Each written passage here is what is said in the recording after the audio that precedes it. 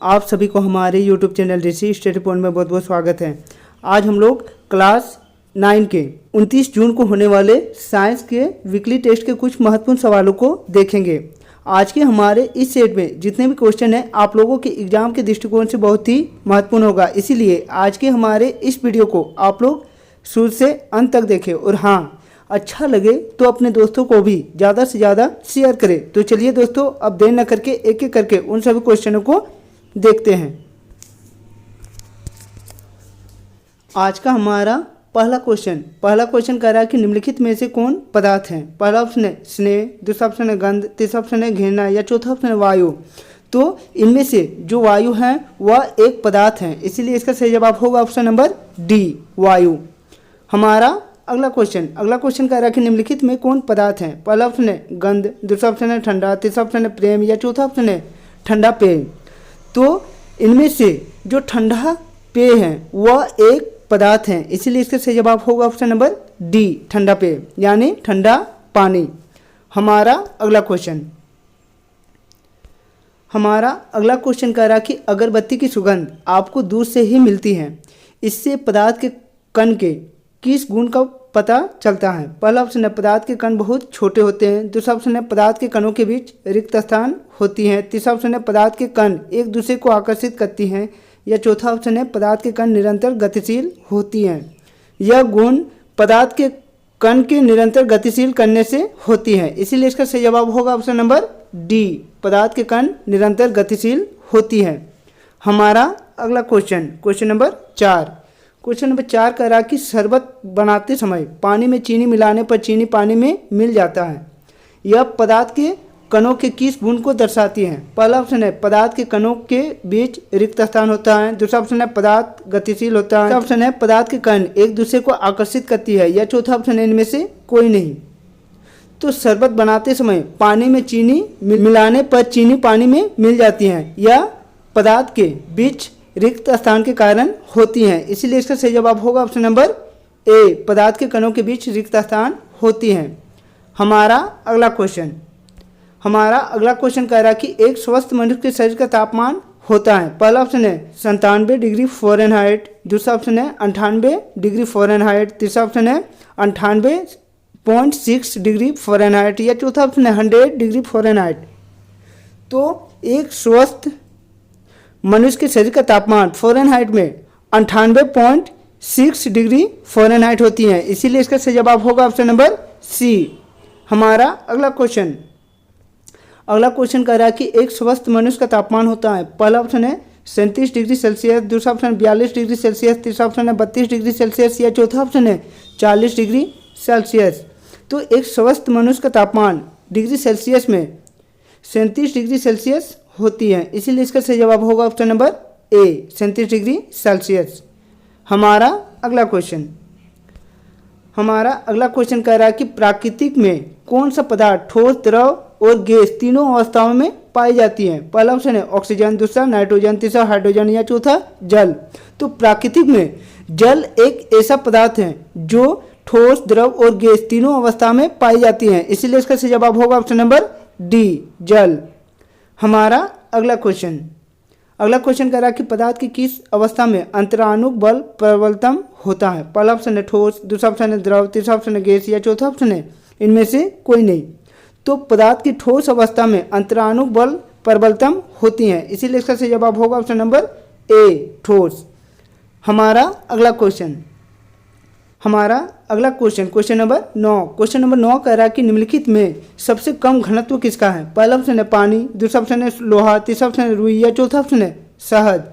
तो इनमें से जो रुई है उसका घनत्व सबसे कम होगी, इसीलिए इसका सही जवाब होगा ऑप्शन नंबर सी, रुई। हमारा अगला क्वेश्चन कह रहा है कि निम्नलिखित में कौन कपड़ा गर्मियों के समय अधिक आरामदेह होता है। पहला ऑप्शन है पॉलिस्टर, दूसरा ऑप्शन है सिल्क, तीसरा ऑप्शन है सूती या चौथा ऑप्शन है सिंथेटिक। तो इनमें से जो सूती कपड़े होते हैं वह गर्मियों के समय में अधिक आरामदेह होती हैं, इसीलिए इसका सही जवाब होगा ऑप्शन नंबर सी, सूती। हमारा अगला क्वेश्चन कह रहा है कि निम्नलिखित में किसके कारण गर्मियों में घड़े का जल ठंडा होता है। पहला ऑप्शन है वाष्पीकरण, दूसरा ऑप्शन है ऊर्ध्वपातन, तीसरा ऑप्शन है संगलन या चौथा ऑप्शन है संघनन। तो इनमें से वाष्पीकरण के कारण गर्मियों में घड़े का जल ठंडा होता है, इसलिए इसका सही जवाब होगा ऑप्शन नंबर ए, वाष्पीकरण। हमारा अगला क्वेश्चन कह रहा है कि ताप का SI मात्रक क्या है? पहला ऑप्शन है डिग्री सेल्सियस, दूसरा ऑप्शन फ़ारेनहाइट, तीसरा ऑप्शन केल्विन या चौथा ऑप्शन है जूल। ताप का SI मात्रक केल्विन होता है, इसीलिए इसका सही जवाब होगा ऑप्शन नंबर सी, केल्विन। हमारा अगला क्वेश्चन कह रहा है कि गुप्त ऊष्मा का मात्रक है। पहला ऑप्शन है कैलोरी, दूसरा ऑप्शन है जूल, तीसरा ऑप्शन है कैलोरी प्रति डिग्री सेल्सियस या चौथा ऑप्शन है किलो जूल प्रति किलोग्राम। तो गुप्त ऊष्मा का मात्रक किलो जूल प्रति किलोग्राम होता है, इसलिए इसका सही जवाब होगा option number D, kilo joule प्रति किलोग्राम। हमारा अगला क्वेश्चन कह रहा है कि निम्नलिखित में से सबसे अधिक संपीड्य कौन है? पहला ऑप्शन है ठोस, दूसरा ऑप्शन है द्रव, तीसरा ऑप्शन है गैस या चौथा ऑप्शन है इनमें से कोई नहीं।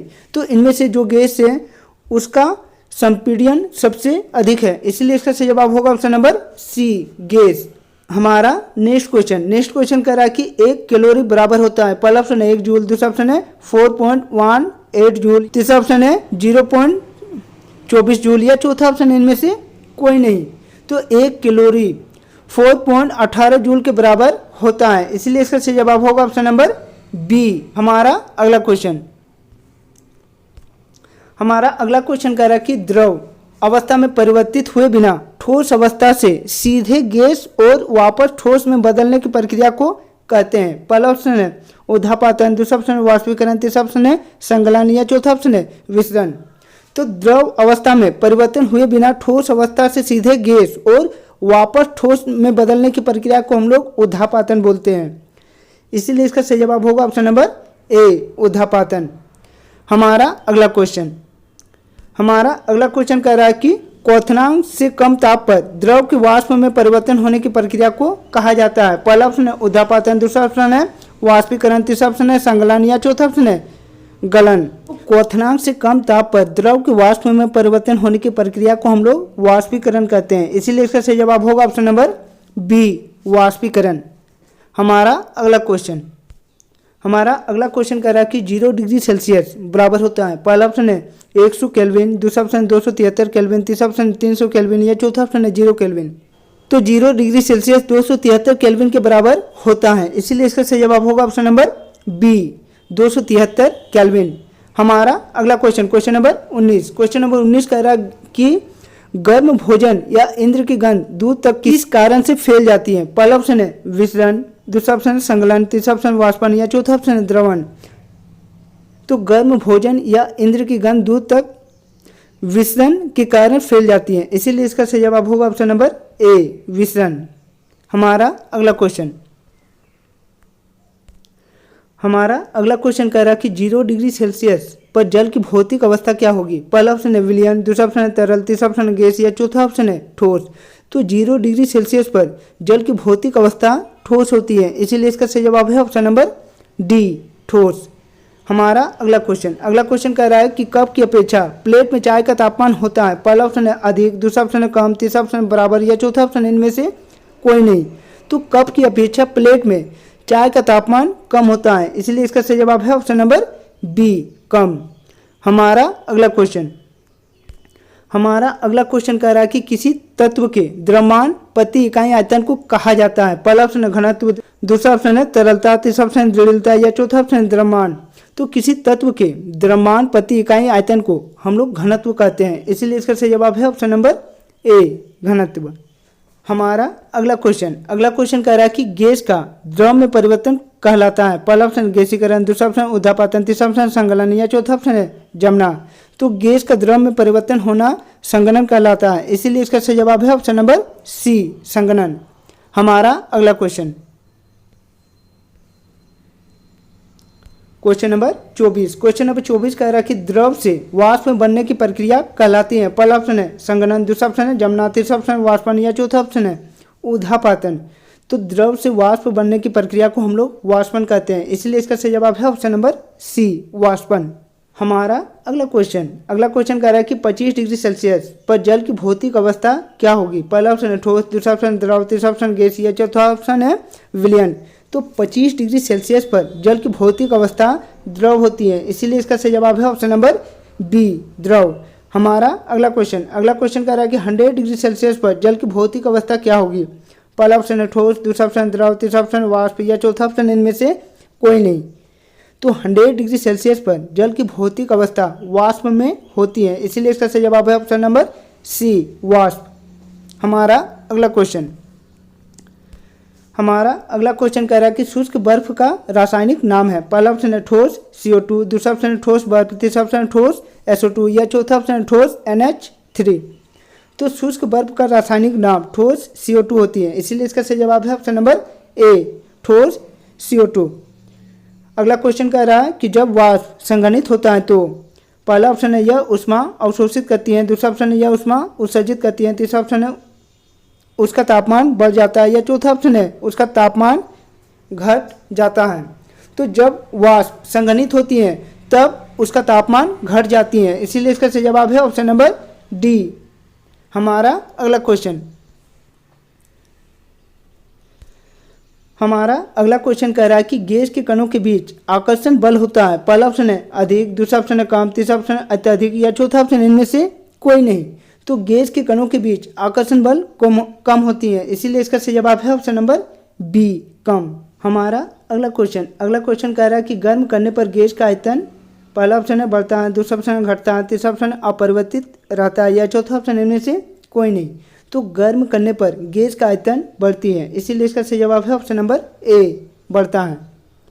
हमारा अगला क्वेश्चन नंबर 31 कह रहा है कि जल का क्वथनांक है। पहला ऑप्शन है 0 डिग्री सेल्सियस, दूसरा ऑप्शन है 100 डिग्री सेल्सियस, तीसरा ऑप्शन है 273 डिग्री सेल्सियस या चौथा ऑप्शन है 373 डिग्री सेल्सियस। तो जल का क्वथनांक बिंदु 100 डिग्री सेल्सियस होती है, इसीलिए इसका सही जवाब है option number B, 100 degree Celsius. हमारा अगला क्वेश्चन कह रहा है कि बर्फ का गलनांक है। पहला ऑप्शन है 100 डिग्री सेल्सियस, दूसरा ऑप्शन है 273 डिग्री सेल्सियस, तीसरा ऑप्शन है 0 डिग्री सेल्सियस या चौथा ऑप्शन है 373 डिग्री सेल्सियस। तो बर्फ का गलनांक बिंदु 0 डिग्री सेल्सियस होती है, इसीलिए इसका सही जवाब है ऑप्शन नंबर सी।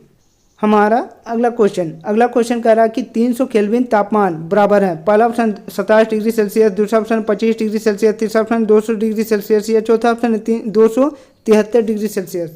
तो 300 केल्विन तापमान 27 डिग्री सेल्सियस के बराबर होता है, इसीलिए इसका सही जवाब है option number A, 27 degree Celsius. हमारा अगला क्वेश्चन कह रहा है कि 10 डिग्री सेल्सियस तापमान बराबर है। पहला ऑप्शन है 163 केल्विन, दूसरा ऑप्शन 283 केल्विन, तीसरा ऑप्शन है 10 केल्विन या चौथा ऑप्शन है 186 केल्विन। तो 10 डिग्री सेल्सियस 283 केल्विन के बराबर होता है, इसीलिए इसका सही जवाब है ऑप्शन नंबर बी। हमारा अगला क्वेश्चन कह रहा है कि पदार्थ की किस अवस्था में अंतराणु बल प्रबलतम होता है। पहला ऑप्शन ठोस, दूसरा ऑप्शन द्रव, तीसरा ऑप्शन गैस या चौथा ऑप्शन इनमें से कोई नहीं। तो पदार्थ की ठोस अवस्था में अंतराणु बल प्रबलतम होती है, इसीलिए इसका सही जवाब है ऑप्शन नंबर ए, ठोस। हमारा अगला क्वेश्चन नंबर 36 कह रहा है कि निम्नलिखित में से किसमें कणों की अधिकतम गति होती है। पहला ऑप्शन है ठोस, दूसरा ऑप्शन द्रव, तीसरा ऑप्शन गैस या चौथा ऑप्शन इनमें से कोई नहीं। तो इनमें से जो गैस अवस्था है उसमें कणों की अधिकतम गति होती है, इसीलिए इसका सही जवाब है ऑप्शन नंबर सी, गैस। हमारा अगला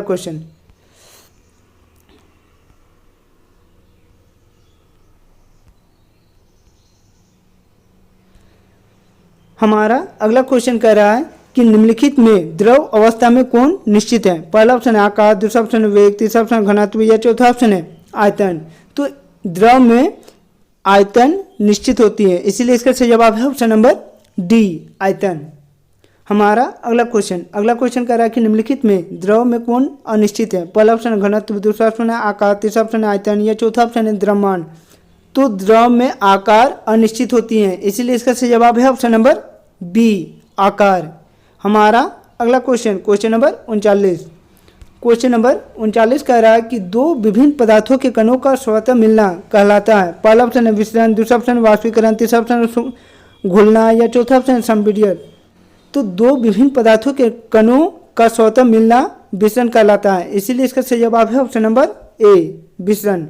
हमारा अगला क्वेश्चन और हमारे इस सेट का आखिरी क्वेश्चन अगला क्वेश्चन कह रहा है कि दिए गए चित्र में पदार्थ के किस अवस्था के कणों को दिखाया गया है। पहला ऑप्शन है ठोस, दूसरा ऑप्शन है द्रव, तीसरा ऑप्शन प्लाज्मा या चौथा ऑप्शन है गैस। तो दिए गए चित्र में पदार्थ के ठोस अवस्था को दर्शाया गया है, इसीलिए इसका सही जवाब है ऑप्शन नंबर ए, ठोस। तो दोस्तों ऐसे ही अच्छे अच्छे वीडियो सबसे पहले देखने के लिए हमारे इस चैनल को सब्सक्राइब कर ले और बेल आइकन को दबा ले, ताकि हमारे इस चैनल में जब भी कोई नया वीडियो अपलोड हो आप तक नोटिफिकेशन सबसे पहले पहुंचे। तो चलिए दोस्तों और एक नए वीडियो के साथ फिर मिलेंगे, तब तक के लिए बाय।